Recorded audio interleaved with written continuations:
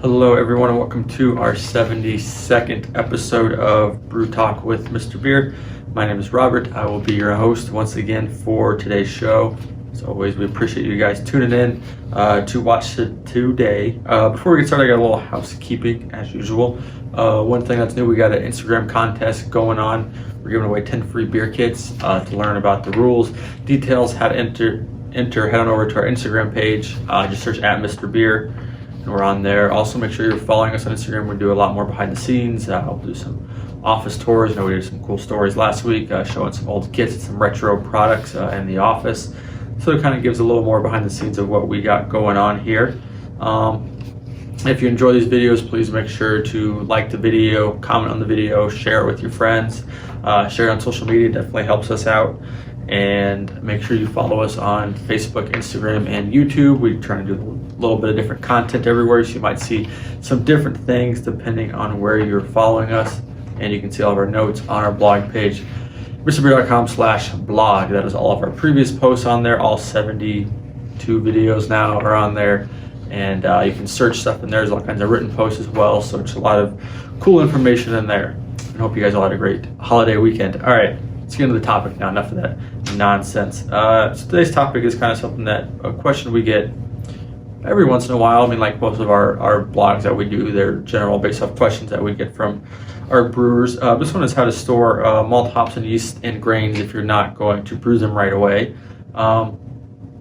There's always something that comes up where you can't brew right away, or we have some awesome sales going on like we just had, and you stock up on some refills or some recipes, and obviously, unless you have an awesome brew house where you got 4 or 5 LBKs going at one time and all the bottles, or you're kegging your own beer and you can churn through it quick, it could take you a few weeks or a few months to kind of brew everything that you're purchasing.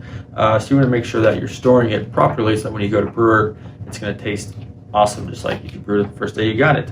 We make sure we store, everything is stored very well in our warehouse to make sure that it stays fresh for as long as possible. So it's kind of basically how we store things is how we're recommending you guys store things as well.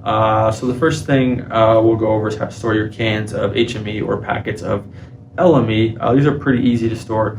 You want to keep them in a cool, dry place that doesn't have a lot of fluctuations in temperature. The best place is typically somewhere in your house.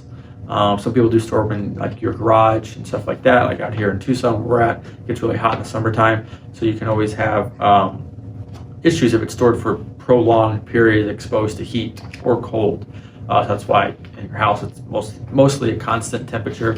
So that's why we always say if you're buying like cans at yard sales or stuff like that, just be forewarned, you might not get the best beer depending on how it's been stored or how old it is. So any type of extract that you're stored inside, it's usually the best place to do it. So now looking at grains, you also want to keep grains kind of similar as you're storing your malt in a nice cool place. Obviously all of our grains come packaged in a nice little airtight bag for you.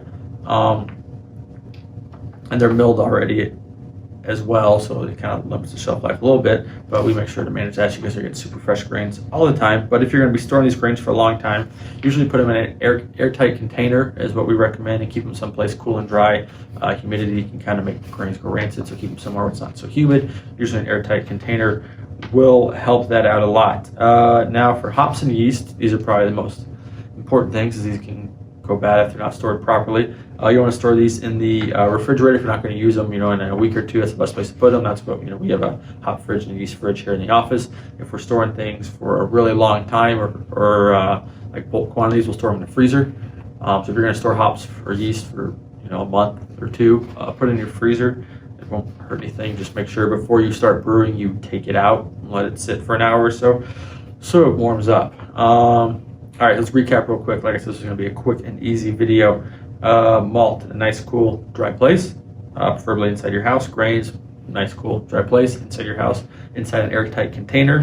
Hops and yeast in your fridge or in your freezer. So, covers our topic for today. We appreciate you guys joining us. If you want to learn more about Mr. Beer or brewing with Mr. Beer, or just hang out with other awesome Mr. Beer brewers, join our Facebook group, Mr. Beer's Brewing Society. You can find that by searching Mr. Beer's Brewing Society on Facebook. Answer the 3 questions or we don't let you in. If you don't answer the 3 questions, we will not let you in. They're pretty straightforward, easy questions to answer. Make sure you're following us on Instagram for our giveaway and more behind the scenes stuff in the office. some brewing stuff, some tours, some questions. We might do an Instagram live pretty soon and have some people come on the video with us and just chit chat about brewing and Mr. Beer and all that fun stuff. Hope you guys have a great week. Hope you have a great weekend. Make sure you're brewing and drinking lots of awesome home brewed beers. We'll talk to you guys next week. Cheers.